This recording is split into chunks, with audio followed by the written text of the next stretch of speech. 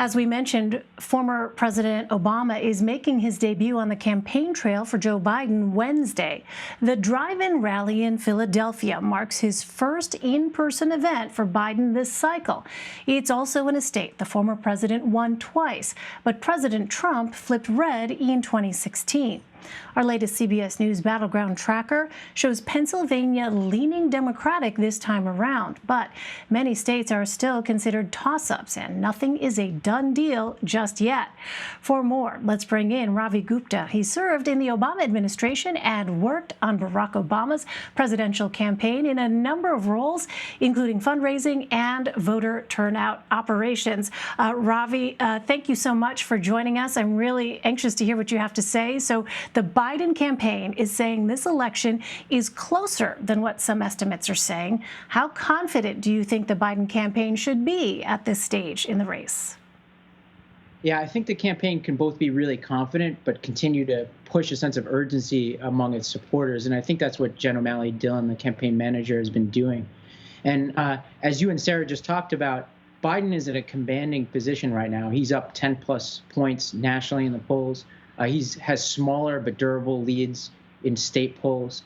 And as you talked about, the Trump campaign has a massive financial disadvantage, and AP has done some really good reporting on this recently, where they showed that the Trump campaign is basically spending like Adam Newman in his waning days of WeWork, where they're spending money and not really on anything that's moving the dial for voters. And so the last opportunity Trump really has to change the dynamics of this race are tomorrow night in the debates, and it's really hard to imagine what they can do to change things, especially given the fact that so many people have already voted and so few voters are up for grabs this late in the game. Well, what does former President Obama's in-person campaigning bring to the Biden team? And with 13 days to go, and as you note, early voting underway, how much of an impact do you think that will actually have? Yeah, I think the former president has had a really smart pitch to voters. In the video that he put out before his event for today, he made a pitch squarely at young voters, and he was particularly attacking cynicism. And I think that's smart because right now, Biden holds a much larger advantage with young voters than even Hillary did back in 2016, and you're starting to see that enthusiasm play out. So in Michigan, for example, you have 10 times as many young black voters turning out at this phase in the election than did last time, and their share of the early vote is a lot higher too. So it's not just a sense of the times, but it's their relative importance in this race. And you're starting to see those kind of numbers play out all across the country. And so what the former president is doing is taking what looks like an advantage and just banking it for former Vice President Biden. So while Joe Biden has been in Delaware preparing for Thursday's debate, President Trump, as you know, has been in different cities and states each day this week. Do you think, Ravi, that lack of visibility on the campaign trail hurts Joe Biden? No, because I think that campaigns are studying contrasts. And I think what you see from Biden and Harris is that they are showing through the way they're campaigning how seriously they take COVID. So for them, they're wearing masks, they're having smaller events, and they're continually reinforcing that they trust science and they trust the experts. Whereas Trump, his larger rallies, largely where he's not wearing masks when he should be and his supporters aren't wearing masks, are really an advertisement for how little he's done to control this virus and how little seriously he takes it. And every time a local news station plays footage of these rallies, it only reinforces what voters have been telling us all along, which is that they don't trust the president on this issue. Right now, Biden's up somewhere around 12 points on who's better at handling COVID. And it's partially a response to just what voters are seeing in the way Trump conducts himself on the campaign trail.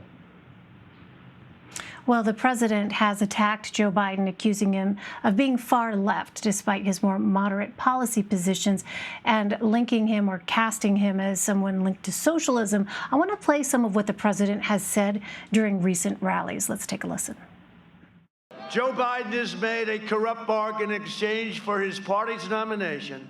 He's handed control of his party over to socialists, I added another word: communists, Marxists, left-wing extremists, and they're full of hate and rage and scorn for the middle class.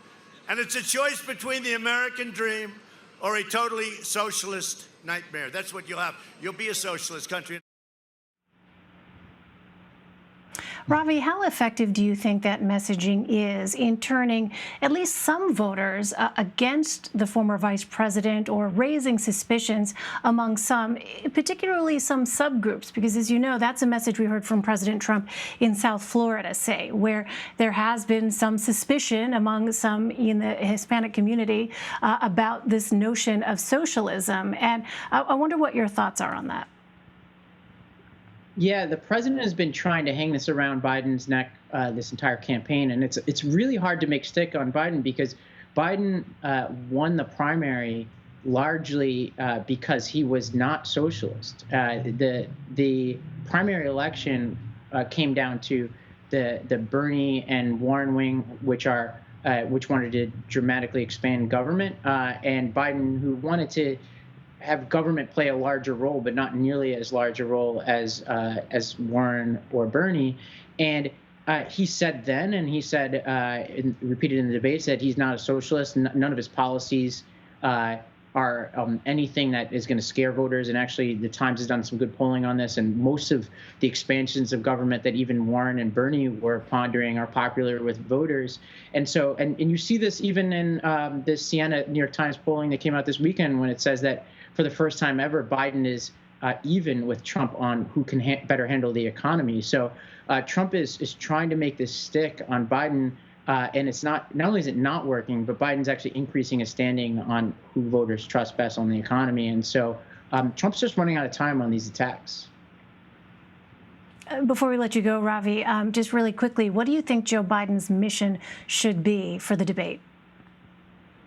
I think his mission should be to just keep calm and stay on message about who is best to both restore honor and decency to the White House, and just a sense of generosity, of spirit to the American people. I thought he ended the last debate really strong when he talked about how he's going to be president, not just for the people who vote for him, but even for the people who vehemently oppose him right now.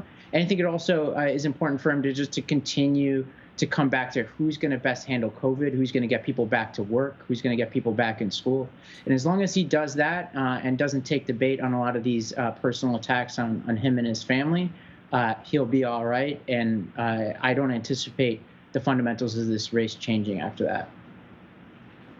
Ravi Gupta. Ravi, thanks very much for your time. Really appreciate it. Thank you.